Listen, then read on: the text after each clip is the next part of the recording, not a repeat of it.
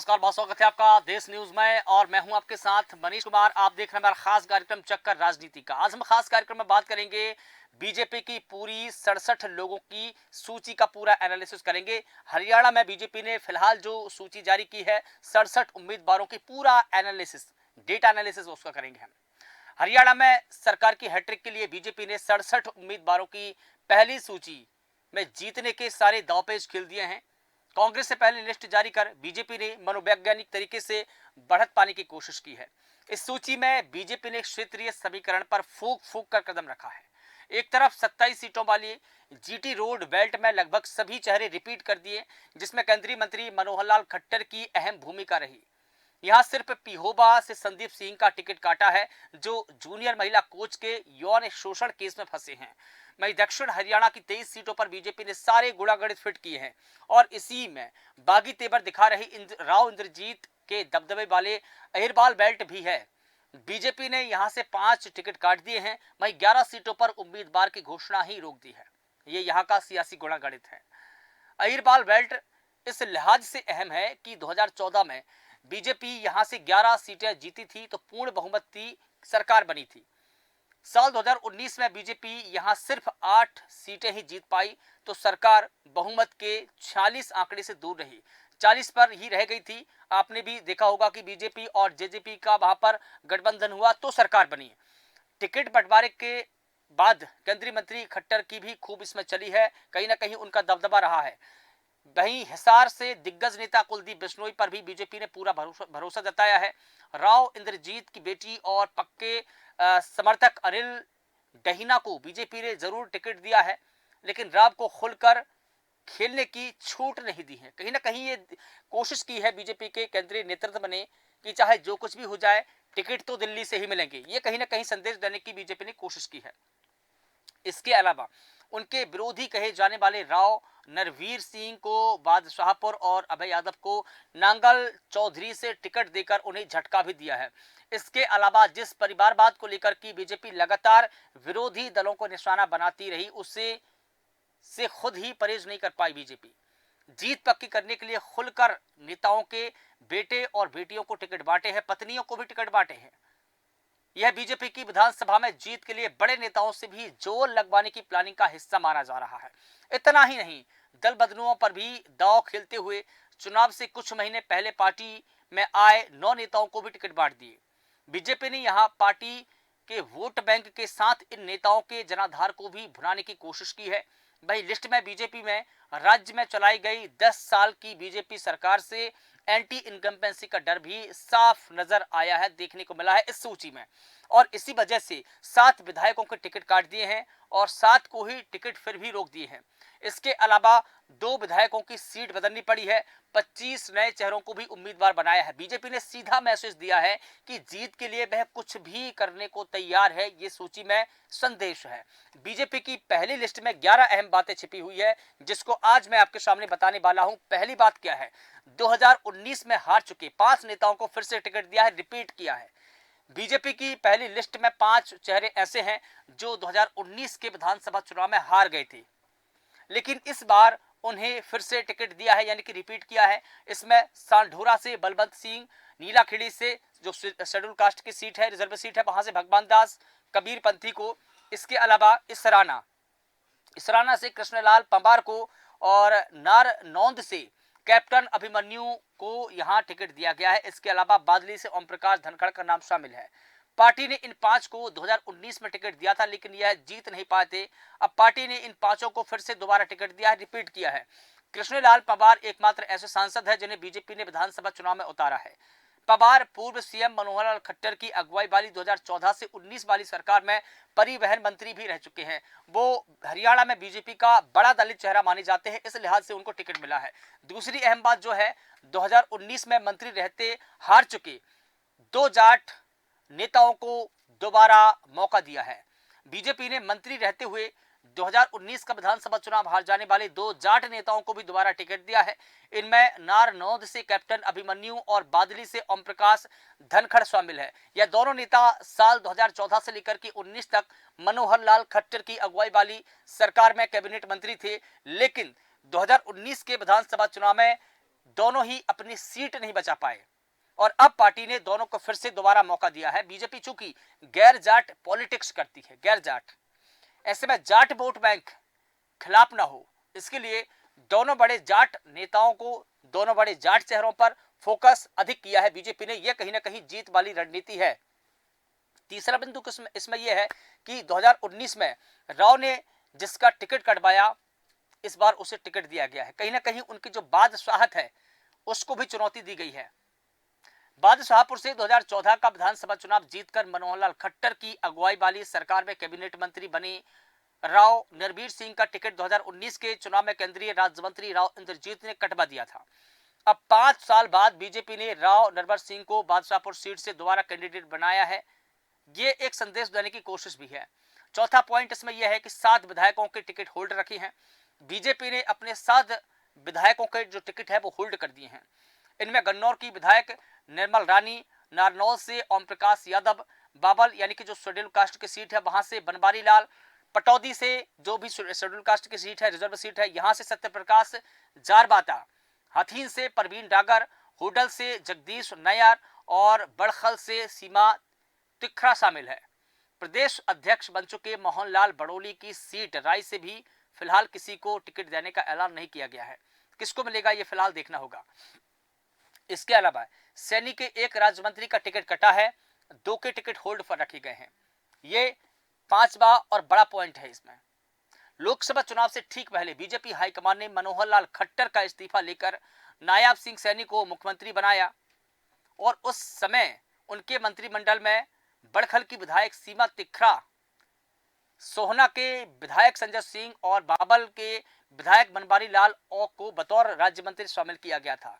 बुधवार को पार्टी ने हरियाणा विधानसभा चुनाव के लिए 67 उम्मीदवारों की जो पहली सूची जारी की है उसमें सोहना से संजय सिंह का टिकट काट दिया गया है। इसके अलावा बड़खल की विधायक सीमा त्रिखा और बाबल से बनवारी लाल का टिकट भी होल्ड पर रख दिया है। छठा पॉइंट इसमें यह है कि पलवल के उम्मीदवार ने चौंकाया है। सबसे चौंकाने वाला नाम पलवल सीट से गौरव गौतम का है। गौतम हरियाणा में ज्यादा एक्टिव नहीं है, वो अभी भारतीय जनता पार्टी युवा मोर्चा के राष्ट्रीय सचिव है। साथ ही महाराष्ट्र में युवा मोर्चा के प्रभारी की जिम्मेदारी देख रहे हैं। हालांकि वो केंद्रीय मंत्री अमित शाह के काफी करीबी माने जाते हैं। इस सीट पर उनका सीधा मुकाबला पूर्व सीएम भूपेंद्र सिंह हुड्डा के समधी करण सिंह दलाल से माना जा रहा है। 7वां पॉइंट इसमें जो है दीपक के जरिए खिलाड़ियों को साधा है। महम से भारतीय कबड्डी टीम के कैप्टन दीपक हुड्डा को बीजेपी ने टिकट दिया है। इसके जरिए बीजेपी ने खिलाड़ियों को साधने की कोशिश की है। खासकर विनेश फोगाट और बजरंग पुनिया की कांग्रेस से लड़ने की चर्चाओं के बीच बीजेपी ने खिलाड़ियों को साधने की कोशिश की। भाई दीपक के जाट चेहरे का भी बीजेपी फायदा देख रही है। ये 7वां बड़ा पॉइंट है। 8वां पॉइंट जो है दादरी सीट पर बबीता फोगाट को दूसरा मौका नहीं मिला है क्योंकि बबीता फोगाट का टिकट बीजेपी ने काटा है। भाजपा ने दंगल गर्ल के नाम से मशहूर बबीता फोगाट को इस बार टिकट नहीं दिया। उनकी जगह 3 दिन पहले जेल में सुपरिटेंडेंट की नौकरी छोड़कर पार्टी ज्वाइन करने वाले सुनील सांगवान को चुनावी मैदान में उतारा है। 2019 के चुनाव में बीजेपी ने बबीता फोगाट को दादरी सीट से टिकट दिया, लेकिन वह मात्र 24,786 वोट लेकर तीसरे नंबर पर रही। तब निर्दलीय चुनाव लड़ने वाले सोमवीर सांगवान दादरी से चुनाव जीते थे। दूसरे नंबर पर जेजेपी उम्मीदवार सतपाल सांगवान रहे थे। सुनील सांगवान सतपाल सांगवान के बेटे माने जाते हैं। ये 8वां पॉइंट था। लेकिन 9वां पॉइंट अगर हम बात करें, योगेश्वर दत्त को पार्टी ने झटका दिया है। बीजेपी ने पहली लिस्ट में पूर्व ओलंपियन रेसलर योगेश्वर दत्त को भी झटका दिया है। योगेश्वर दत्त सोनीपत जिले की गोहाना सीट से टिकट मांग रहे थे। इसके लिए वो पिछले दिनों दिल्ली जाकर के बीजेपी केंद्रीय नेतृत्व और केंद्रीय नेताओं से भी मिले थे। हालांकि बीजेपी ने योगेश्वर को खास महत्व नहीं दिया और कैंडिडेट्स की पहली लिस्ट में गोहाना सीट से अपने पूर्व सांसद डॉक्टर अरविंद शर्मा को टिकट दे दिया। 2019 के लोकसभा चुनाव में रोहतक में दीपेंद्र हुड्डा को हराकर सांसद बने अरविंद शर्मा 2024 के लोकसभा चुनाव में रोहतक सीट पर दीपेंद्र से ही हार गए थे। योगेश्वर दत्त ने साल 2019 में बीजेपी ज्वाइन कर ली थी और पार्टी ने उन्हें 2019 में सोनीपत की बड़ौदा सीट से टिकट दिया था, लेकिन वह हार गए थे। उन्हें कांग्रेस के कृष्ण हुड्डा ने हराया था। 2020 में कृष्ण हुड्डा के निधन होने के बाद बड़ौदा सीट पर वाई इलेक्शन हुए, यानी कि उपचुनाव हुए। बीजेपी ने योगेश्वर दत्त को दोबारा यहां पर मौका दिया, दोबारा चुनावी मैदान में उनको उतारा था, लेकिन वो इस बार भी जीत नहीं पाए थे। वो अपने निकटतम प्रतिद्वंदी से हार गए थे। उपचुनाव में वो कांग्रेस के इंदुराज नरवाल से चुनाव हारे थे। दोबारा उनको मौका दिया, लेकिन वो पार्टी को उम्मीद अनुसार वोट नहीं दिला पाए थे। और 10वां पॉइंट इसमें यह है कि रामविलास मंत्री रहते हारे हैं, टिकट उनकी फिलहाल रोक दी गई है। बीजेपी ने पहली सूची में महेंद्रगढ़ सीट से टिकट का ऐलान न करके चौंका दिया है। इस सीट से पार्टी के दिग्गज नेता और पूर्व प्रदेश अध्यक्ष रामविलास शर्मा चुनाव लड़ते रहे हैं। 2019 में रामविलास शर्मा कैबिनेट मंत्री रहते हुए हार गए थे और इस बार महेंद्रगढ़ से अपने बेटे गौतम रामविलास को टिकट दिलाने के लिए लॉबिंग कर रहे थे। हालांकि पार्टी ने पहली लिस्ट में उनका या उनके बेटे का नाम का ऐलान नहीं किया है। नाम न, उनकी सीट का ऐलान न करके सभी चौंके हैं। और 11वां पॉइंट इसमें यह है कि एसपी को धमकी देने वाले ग्रोवर की सीट का जो फैसला है वो फिलहाल टाल दिया है। बीजेपी ने पहली लिस्ट में रोहतक सीट के टिकट का ऐलान भी नहीं किया है। लोग हैरान हैं। यह सीट हरियाणा की पूर्व सीएम मनोहर लाल खट्टर के खासम खास मनीष ग्रोवर की है, जिन्हें रोहतक में सुपर सीएम भी कहा जाता है। कुछ दिनों से मनीष ग्रोवर के सितारे गर्दिश में चल रहे हैं। वकीलों से विवाद के अलावा पुलिस की ओर से की गई एक एफआईआर से भड़के ग्रोवर ने खुलेआम रोहतक के एसपी हिमांशु गर्ग को धमकी दे डाली थी और शायद यही कारण हो सकता है कि फिलहाल उनकी जो सीट है उसको होल्ड पर रखा है। अब देखिए दूसरा तीसरा पॉइंट हम देखें तो बड़े लिहाज हैं, इसके बड़े मायने हैं इन पॉइंट के। तो इस तरह देखा जाए कि 11 जो पॉइंट है इस हिसाब से मैंने आपको पूरी रणनीति बीजेपी की बता दी है। लेकिन अब देखिए कुछ और बिंदुओं पर हम बात कर लेते हैं। 2019 में दूसरे नंबर पर रहे 18 चेहरों को दोबारा मौका नहीं दिया है। क्यों नहीं दिया है बीजेपी ने? इसके पीछे की क्या सियासत है, इसके पीछे की क्या रणनीति है, उस पर अब बात करेंगे। बीजेपी ने हरियाणा में 2019 के चुनाव में दूसरे नंबर पर रहे अपने 18 नेताओं को टिकट नहीं दिया है। पार्टी ने इन चेहरों की जगह नए चेहरों को मौका दिया है। कालका सीट पर 2019 में 5,931 वोट से चुनाव हार चुके लतिका शर्मा की जगह श्रीमती शक्ति रानी शर्मा को मौका दिया है। मुलाना सीट पर 1688 वोट से पिछला चुनाव हार जाने वाले राजवीर सिंह की जगह श्रीमती संतोष शारबान को मौका दिया है, उम्मीदवार बनाया है। रादौर सीट पर 2541 वोट से चुनाव हारने वाले कर्णदेव कंबोज की जगह श्याम सिंह राणा को टिकट दिया है। लाडवा सीट पर 2019 में पवन सैनी 12,637 वोट से हारी थी, लेकिन इस बार उनकी जगह मुख्यमंत्री नायब सिंह सैनी यहां से चुनाव लड़ेंगे। ये जो सीट है कांग्रेस की सीट है, इस पर सीएम खुद लड़ेंगे। शाहबाद सीट पर पूर्व सीएम मनोहर लाल खट्टर के करीबी कृष्ण कुमार बेदी 2019 में 37,127 वोटों से हारे थे। इस बार उनकी जगह सुभाष कलसाना को टिकट दिया है, उनको मौका दिया है।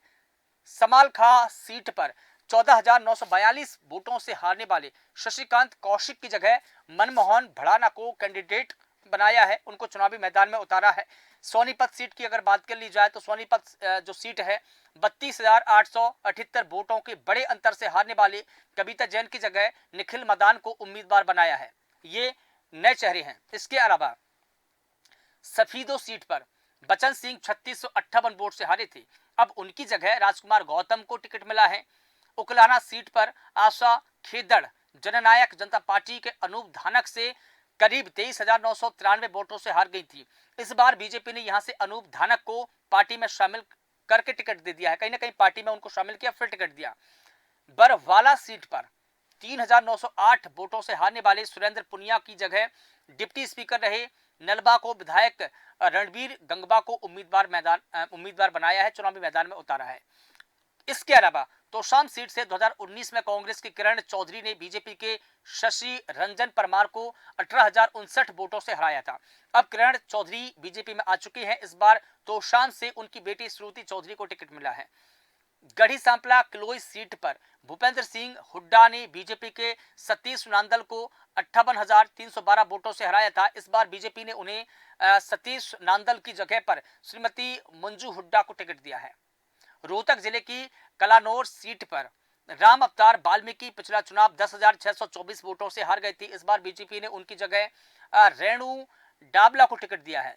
इसके अलावा बहादुरगढ़ सीट पर पिछली बार 15,491 वोटों से हार चुके नरेश कौशिक की जगह दिनेश कौशिक को मौका दिया है। इसके अलावा झज्जर सीट पर 2019 में बीजेपी के राकेश कुमार 14,999 वोटों से कांग्रेस की गीता भुक्कल से चुनाव हार गए थे और इस बार बीजेपी ने राकेश कुमार की जगह पर कप्तान बिरधाना को चुनावी मैदान में उतारा है।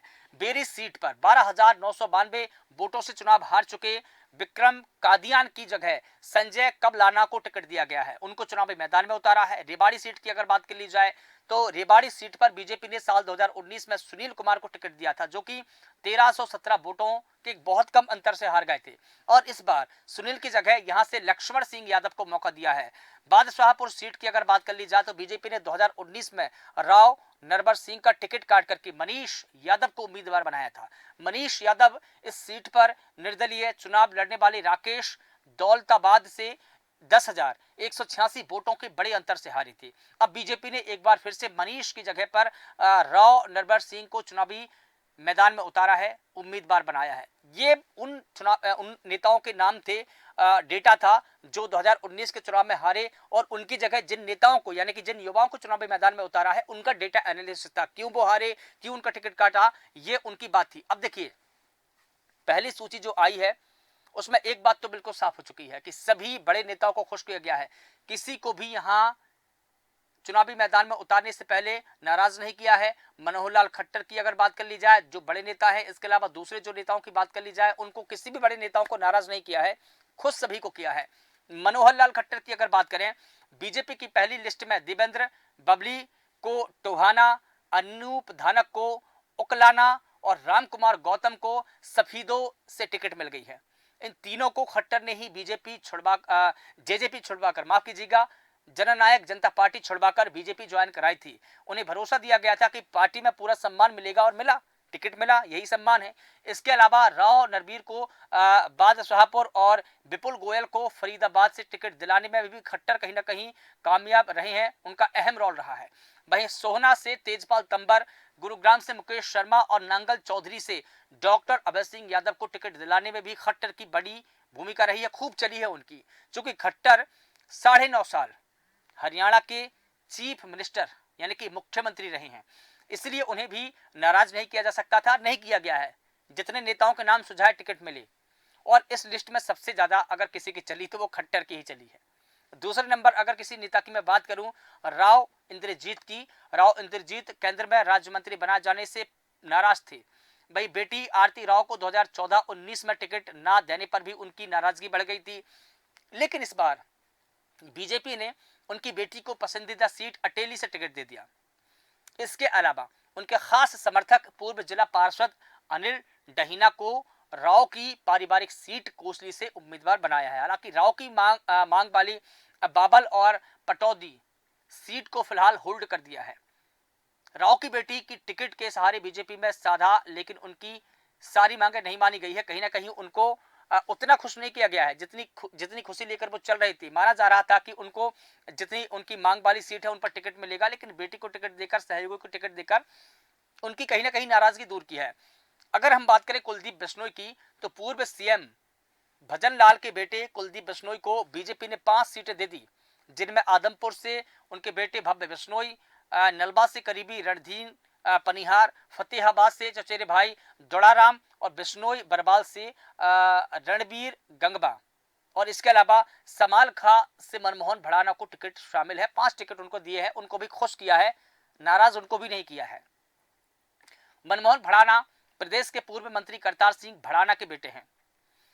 कुलदीप बिश्नोई के जरिए बीजेपी ने पूर्व सीएम भजन लाल के राजनीतिक रसूख को वोट बैंक में बदलने की कोशिश की है। तो ये कुल मिलाकर देखा जा रहा है कि ये उनकी रणनीति का हिस्सा है। जिस रणनीति का ये हिस्सा है वो जीत की ही रणनीति है, क्योंकि देखिए जिस प्रकार से हम देखें बीजेपी लगातार लंबे समय से कांग्रेस को परिवारवाद की परिपाटी में घुघेरने की कोशिश की, तो ये जो सूची आई है, ये जो लिस्ट जारी हुई है, इसमें कहीं ना कहीं परिवारवाद की झलक देखने को मिली। इसमें 2019 के कई चेहरों को रिपीट करने की झलक मिली। इसमें जातीय समीकरण की कोशिश साधने की कोशिश की गई है। जातीय समीकरण की भी झलक इसमें देखने को मिली है। अच्छा, जातीय समीकरण की बात अगर चल उठी है तो मैं जातीय समीकरण की भी बात कर लेता हूँ।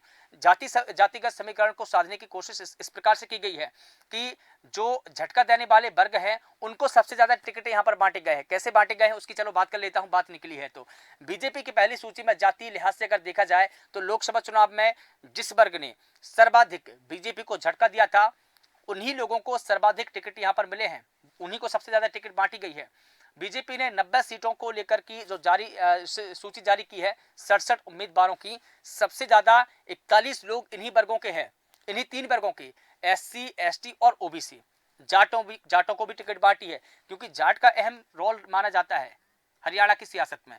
बीजेपी ने 13 सीटों पर शेड्यूल कास्ट यानी कि अनुसूचित जाति एससी वर्ग को, 15 पर ओबीसी यानी कि अदर बैकवर्ड क्लास है, अन्य पिछड़ा वर्ग के लोग हैं, और 13 सीटों पर जाट चेहरों को उम्मीदवार बनाए। जाट का मैं जिक्र इसलिए बार बार कर रहा हूं क्योंकि ये जो वर्ग है यहाँ की सियासत में खास मायने रखता है। हालांकि बीजेपी के कोर वोट बैंक माने जाने वाले ब्राह्मण, वैश्य और पंजाबी वर्ग को महज 24 सीटें ही दी गई है। क्यों दी गई है ये आप भी जानते हैं। हालांकि अभी बीजेपी के 23 और उम्मीदवारों की घोषणा होनी बाकी है, उनमें किसको शामिल किया जाएगा फिलहाल ये देखना होगा। उसमें इन चेहरों को ज्यादा तरजीह दी जा सकती है या नहीं दी जा सकती है ये फिलहाल देखना होगा, क्योंकि यहां पर वेट एंड वॉच की स्थिति बीजेपी ने छोड़ दी है। लोकसभा चुनाव में जाट और एससी के अलावा ओबीसी वोट बैंक का बीजेपी को पर्याप्त समर्थन नहीं मिला था, जिसकी वजह से बीजेपी हरियाणा की 10 सीटों में से 5 सीटें हार गई थी, ये आप सभी जानते हैं। तो इस लिहाज से अगर देखा जाए तो बीजेपी ने सभी वर्गों को साधने की कोशिश की है। बीजेपी की पहली सूची का ये पूरा एनालिसिस था जिसमें बीजेपी की पहली लिस्ट में 5 चेहरों पर जो हारे चेहरे थे उन पर दांव खेला गया है। 10 दल बदलुओं को भी यहाँ पर टिकट दिया गया है। करनाल के से लेकर के कुरुक्षेत्र के लाड़ब तक सीएम सैनी की टिकट की जो टिकट है वो बदली गई है, सीट बदल दी गई है। क्यों बदली गई है इसके पीछे के कुछ सियासी मायने हैं, क्योंकि चुनावी रण में सब कुछ संभव है। जो सीट सीएम सैनी को दी गई है उस सीट पर कांग्रेस का सिटिंग एमएलए है, कांग्रेस के सिटिंग विधायक है, उनसे कहीं ना कहीं चुनावी मुकाबला सीएम सैनी का देखने को मिलेगा। 67 उम्मीदवारों की पहली लिस्ट का ये पूरा एनालिसिस मैं आपको बता रहा था, जिसमें मैंने कई मायनों में बीजेपी की लिस्ट का एनालिसिस किया, कई मायनों में उन्होंने जीत के दांव खेले हैं। हर एक सीट का यहाँ पर एनालिसिस है, हर एक व्यक्ति का। फिलहाल देश न्यूज के खास कार्यक्रम में बस इतना ही। देश और दुनिया की तमाम बड़ी खबरों के लिए आप लगातार बने रहिए देश न्यूज के साथ। नमस्कार।